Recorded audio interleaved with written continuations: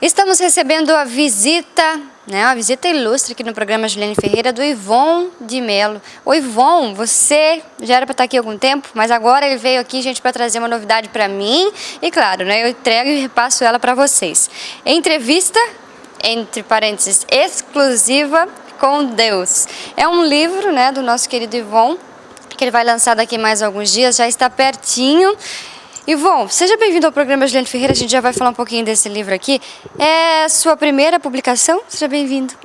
Obrigado, Juliane. É a primeira publicação, espero que seja a primeira de uma série, Sendo muito otimista, a gente está pretendendo lançar esse livro em breve, no máximo em 45 dias. E deu um prazer muito grande escrever, muito grande mesmo. Mas me conta como é que foi o começo disso aqui. Toda vez que eu trago o Saulo aqui para a gente conversar um pouco sobre o livro, eu sempre sou curiosa, Quanto tempo você levou para escrever? A inspiração pelo livro. E como é que foi para vocês? Você estava sentado lá no teu quarto, acordou de noite. Sabe que tem gente que anota? Tem gente que está dormindo, o Joselito está aqui atrás. Gente, coisa de louco. Eles deixam um caderninho, qualquer coisa, um papel, uma caneta, e acordam no meio da noite e anotam. E no outro dia, para lembrar. Porque eu não tenho o hábito de fazer isso, mas seria bem interessante. Como é que foi a tua ideia para escrever esse livro? Eu estava lendo aqui, só consegui ler 16 páginas até agora, mas eu vou mais para frente. Na verdade, até eu estou surpreso com a forma como isso aconteceu.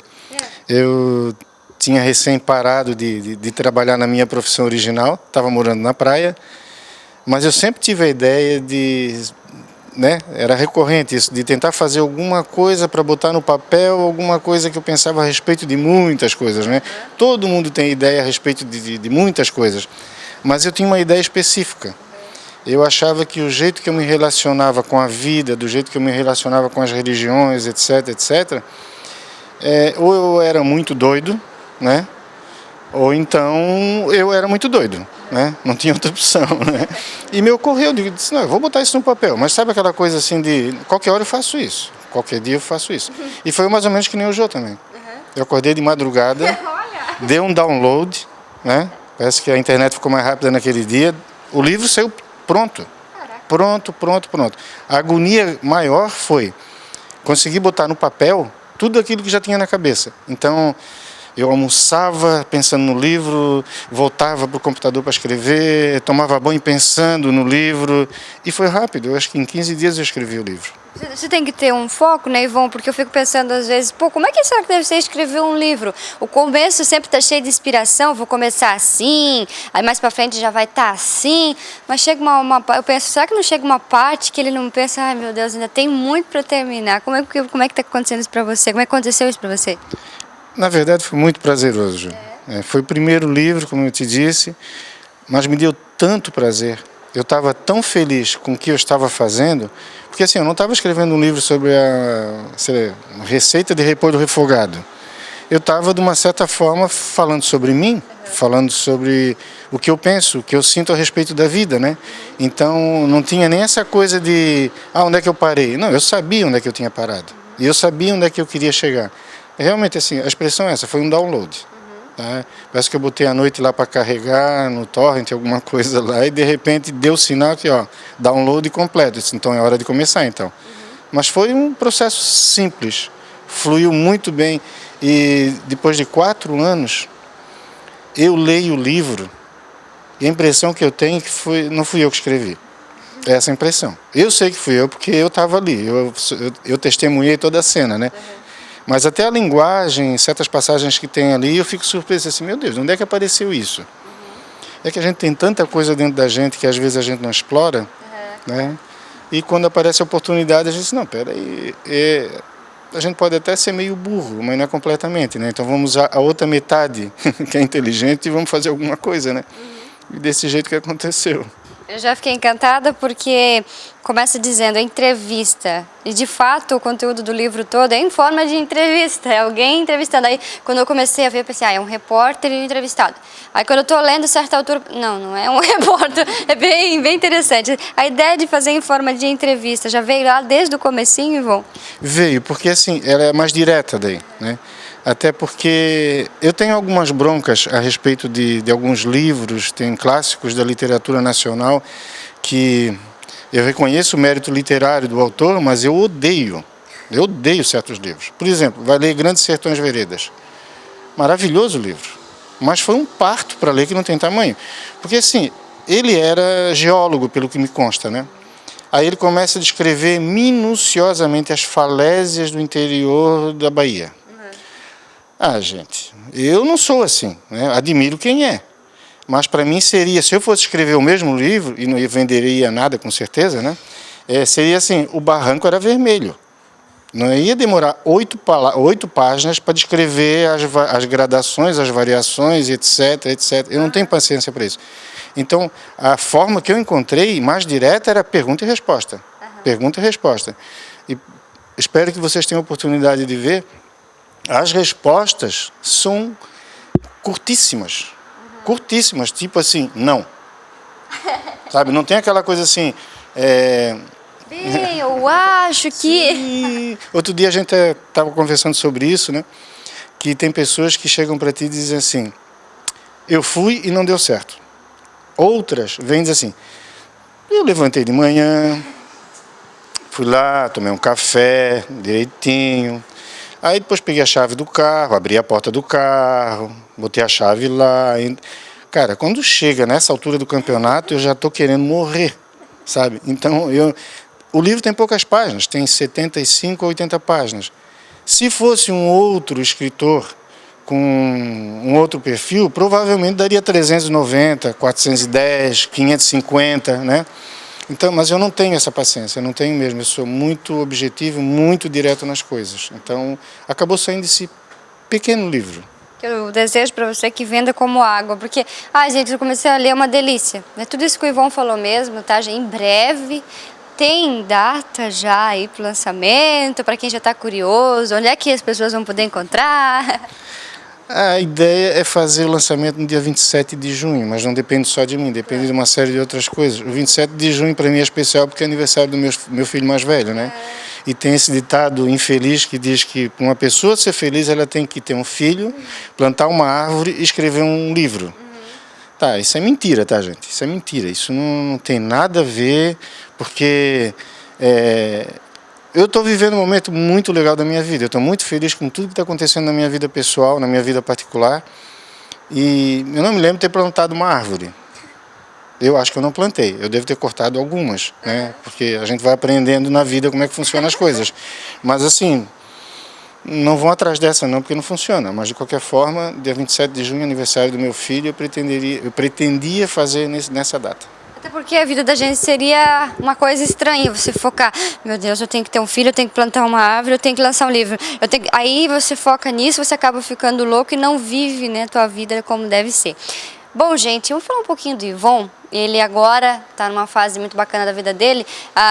Vou bater nessa tecla mais uma vez, já comentei isso com o Paulo, até quando ele veio aqui, concedeu uma entrevista pra gente, o quão é bacana você colocar a pessoa certa no lugar certo. A pessoa certa, o que eu digo? Não é a pessoa certa, aquela lá foi escolhida para trabalhar naquela área. Não, é a pessoa que gosta de fazer aquilo.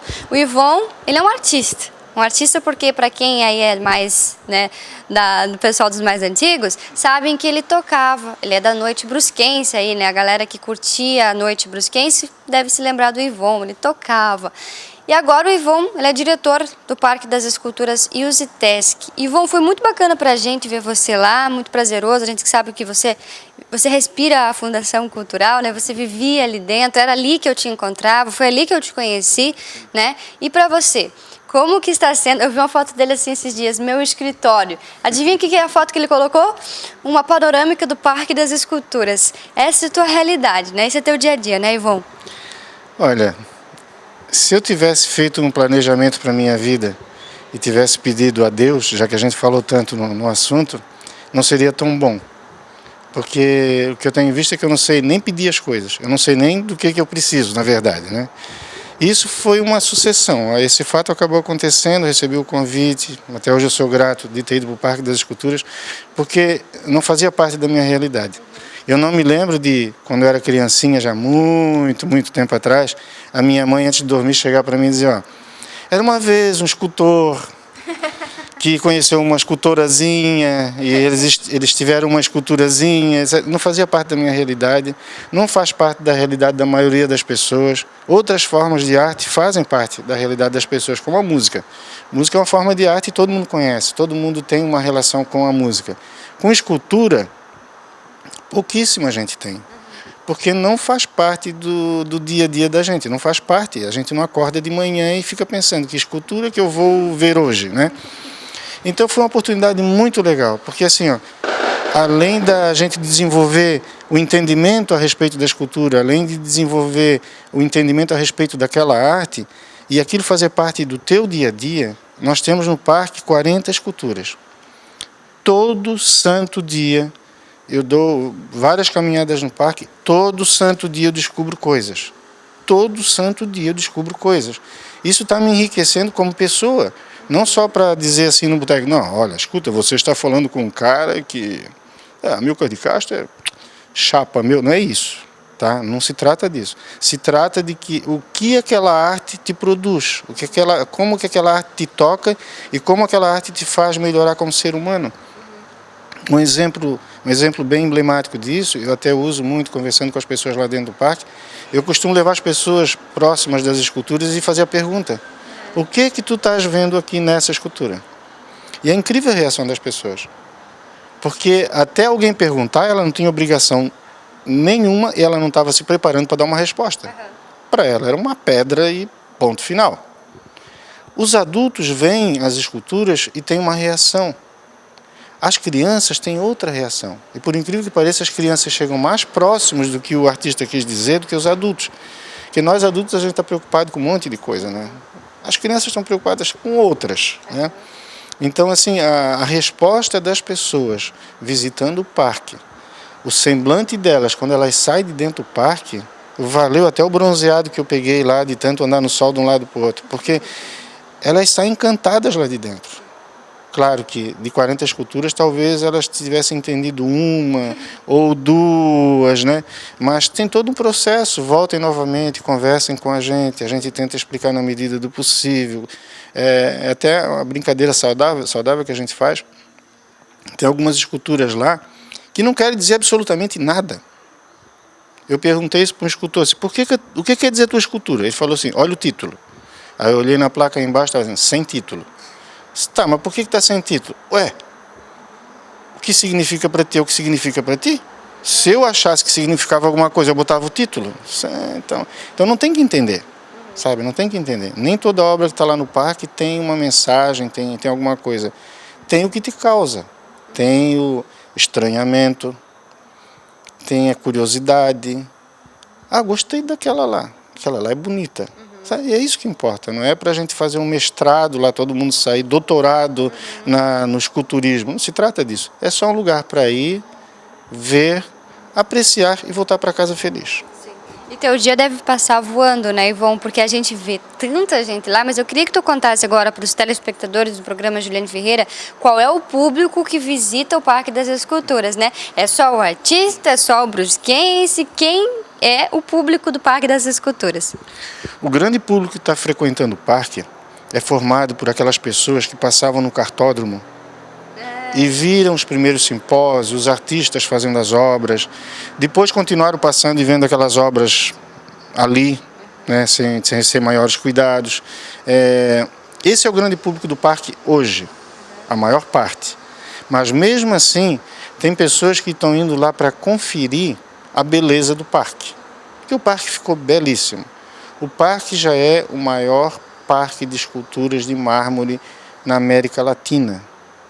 Eu até usei uma expressão no dia da inauguração, que felizmente está sendo usado por outras pessoas, que eu acho que reflete bem o que a gente sente.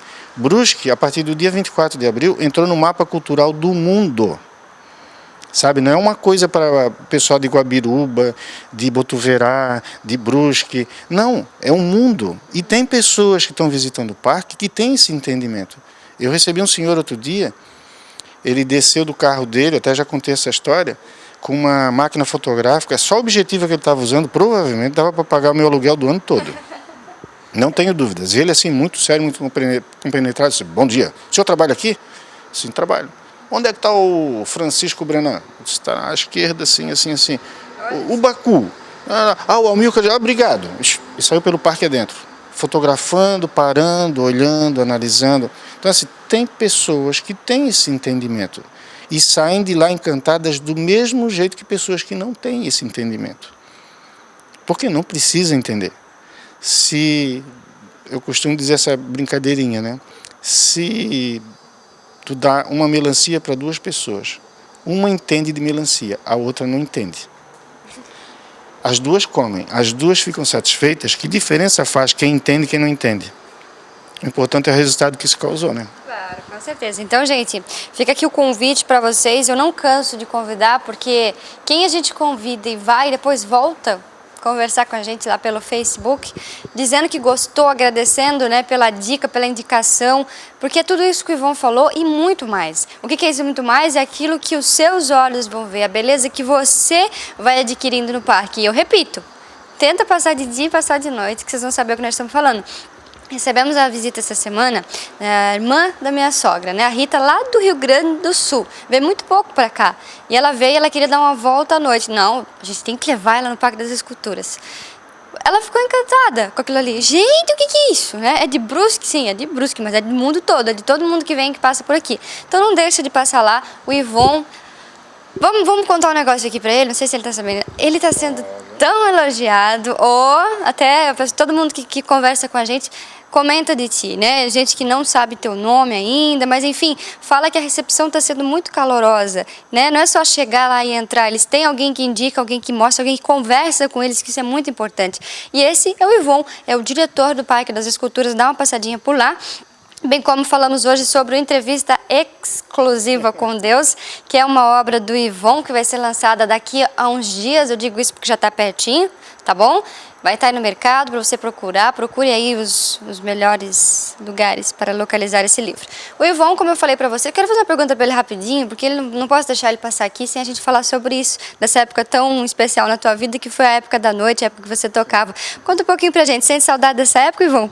Sinto muita saudade, porque fiz muitos amigos, um inclusive está aqui, né? Por trás das câmeras aqui. Então, algumas fotos que eu tenho hoje que registram essas noites, tem um culpado aqui que vocês não estão vendo, tá? E todo mundo conhece. Um CD, inclusive, que a gente gravou em parceria com o Didi Massaneiro um tempo atrás, uma das fotos que foi utilizadas tem esse crédito, né? Porque e a noite é especial, a noite é diferente, a noite as pessoas vão mais desarmadas, porque elas vão para se divertir.